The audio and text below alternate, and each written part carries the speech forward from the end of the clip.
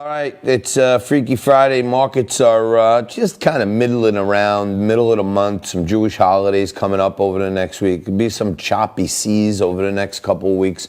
Maybe be some volatility. Usually when the Jewish holidays go off on like the Thursdays and the Fridays, even though the markets are open, it tends to have a calming effect on the volume in the markets.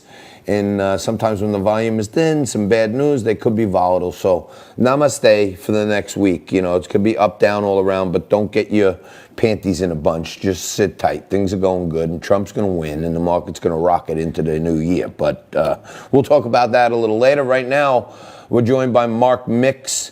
Mark joins us today for the first time ever on Liquid Lunch. We ring the bell for that. President of the National Right to Work Committee, which is a 2.8 million member public policy organization. He's also the president of the National Right to Work Legal Defense Foundation. So you're doing a lot of things for the right to work. And many of the blue states and blue cities around the country are doing all they can to keep people away from working because they want to addict them to social programs, if you ask me. Yeah, John, these are interesting times. I'm using my finger quotes because that word is kind of undefinable at this moment. Growing up just south of Rochester, New York, hearing the national reports about what's going on in that city just it amazes me and stuns me. But yeah, there's lawlessness everywhere across the country, and it doesn't seem to be abating. Although I suspect there are those that believe that the moment that Joe Biden is declared the winner, that all these troubles go away. The COVID goes away. The violence goes away. Obviously, that's not going to happen that way, but it's interesting to see how this has been such weaponized, and the politics are weaponized, and the country's kind of on this teeter-totter, if you will.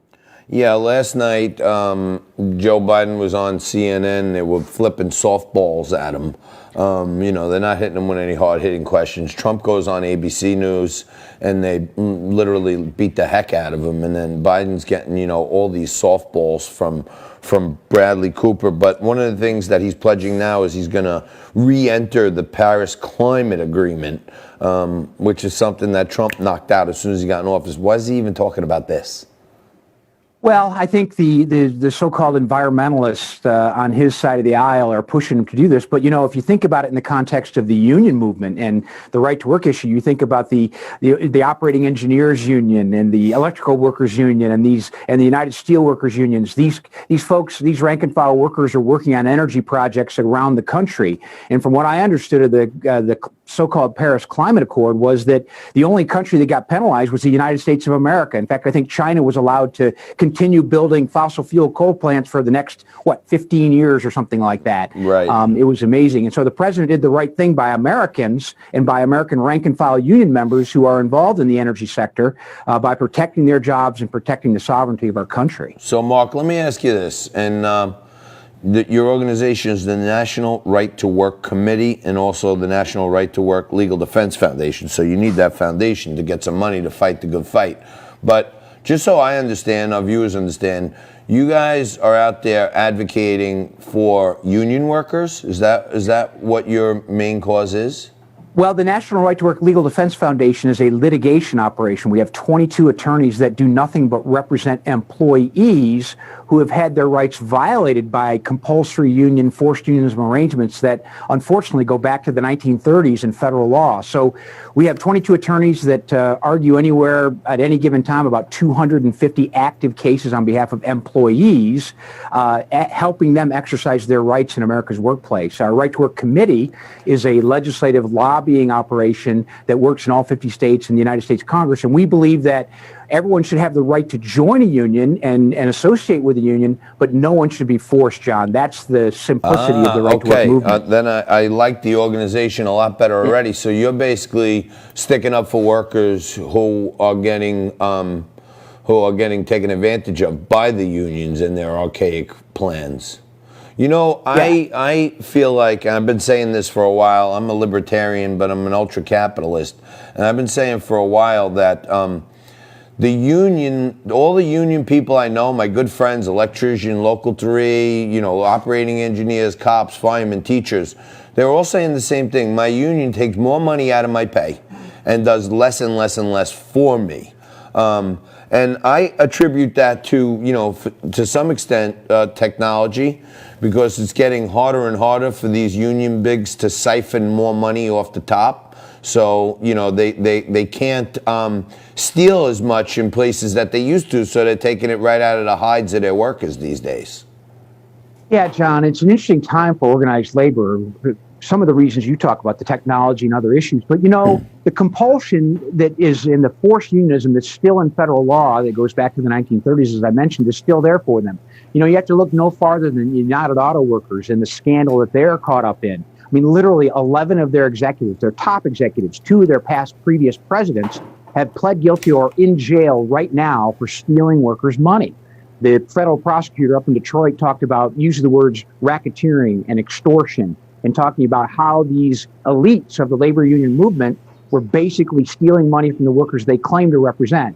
The fact is, John, unions have become a very political operation. They've lost sight of the shop floor. They're more interested in what's happening in Washington and Albany and Sacramento and Springfield, Illinois, than they are in helping those workers on the shop floor to amplify their voice in America's workplaces.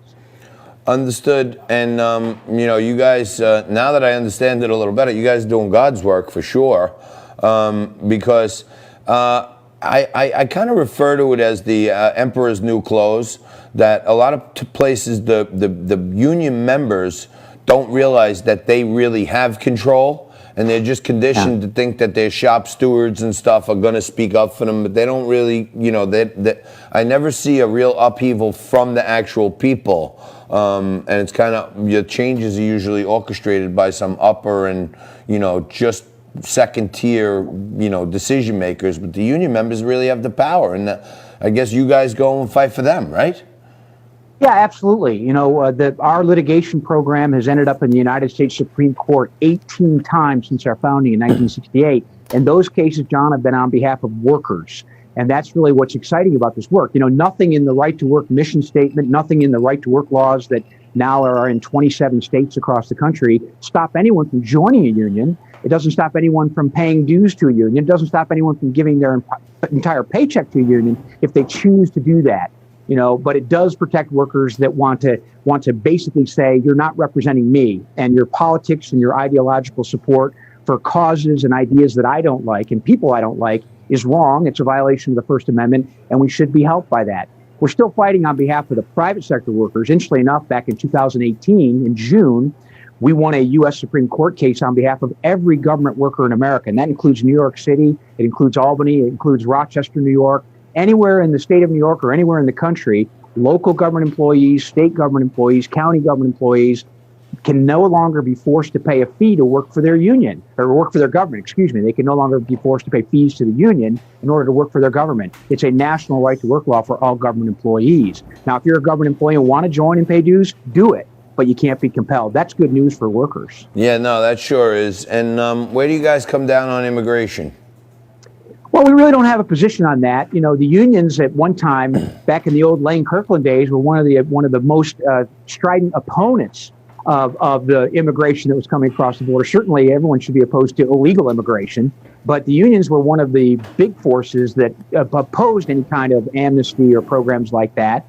And now they're one of the biggest advocates. And that's kind of surprising, because I think most rank and file workers would like to be able to compete for jobs that would go to people that aren't here legally. So we don't really have a position on it. We help employees get out of unions that are supporting those types of programs, though. That's what our piece of that fight would be. And let me ask you this. It always strikes me as so backwards that unions are fighting for higher wages, they're fighting for better work conditions, and then they primarily support Democrats. And the Democrats are primarily against walls, against borders, and they want, basically one open continent. I would think an influx of cheaper labor would be the last thing unions want. How do they support people who want to open the doors to everyone, which is going to kill their own unions, I would think?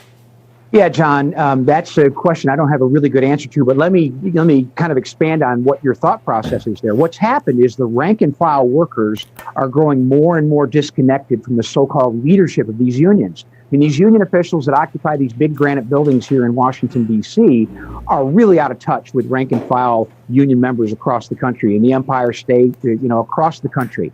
And so what happens is, because they have this power to force workers to support them, not only to support them financially, but to associate with them. They literally are the monopoly voice in a union workplace. So a worker can't talk to his boss or his supervisor without the union present, because of the monopoly laws that union officials have been granted under federal policy.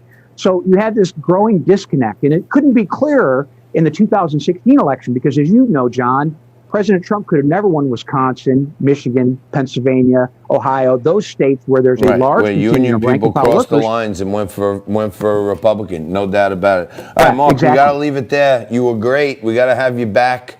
Anything you guys are working on and you need some, need to push it out there, just let us know. We'll have you on anytime. Thanks a lot. Yeah, I'd like to be in person though, so I can share in some of the. Next time we'll try to get you in here. We'll have a little cocktail together.